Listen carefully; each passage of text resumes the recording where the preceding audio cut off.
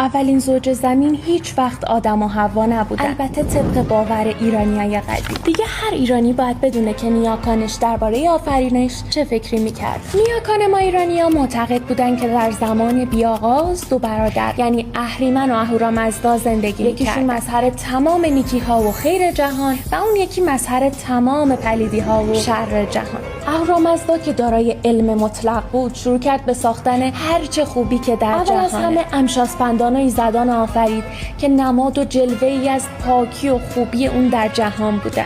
اما اهریمن شروع کرد به ساختن یه دنیا مخالف دنیای اهورامزدا. داشت تمام خوبی‌ها رو از بین می‌برد. اهورامزدا هم دعای اهونور رو خوند. اهریمن رو به مدت 3000 سال در دوزخ بیهوش کرد. اهورامزدا شروع کرد به ساختن جهان امروزی. در 6 نوبت 6 پیشنمونه از عناصر اصلی جهان را آفرید و پیشنمونه انسان کیومرث بود. وقتی که اهریمن خواب جهی یکی از دیوایی که خود اهریمن ساخته بود به بالینش رفت، بر سرش یه بوسه عاشقانه زد. اهریمن بیدار شد و به همراه بیداری اهریمن تمام خصلت‌ها و پلیدی‌های زنانه هم در جهی گر گرفت و بیدار شد. اهریمن رفت برای انتقام. به زمین تازید و با لرزش بسیار پستی‌ها و بلندی‌ها به وجود اومد و رفت سراغ کیومرث که اون را هم بکشه که کیومرث خودش پایان عمرش رسیده بود و روی زمین کنار رود افتاد و مرد. از بدنش تمام فلزات سودمند جهان به وجود اومدن. و موقع مرگ یه نطفه ازش روی زمین ریخت که از اون نطفه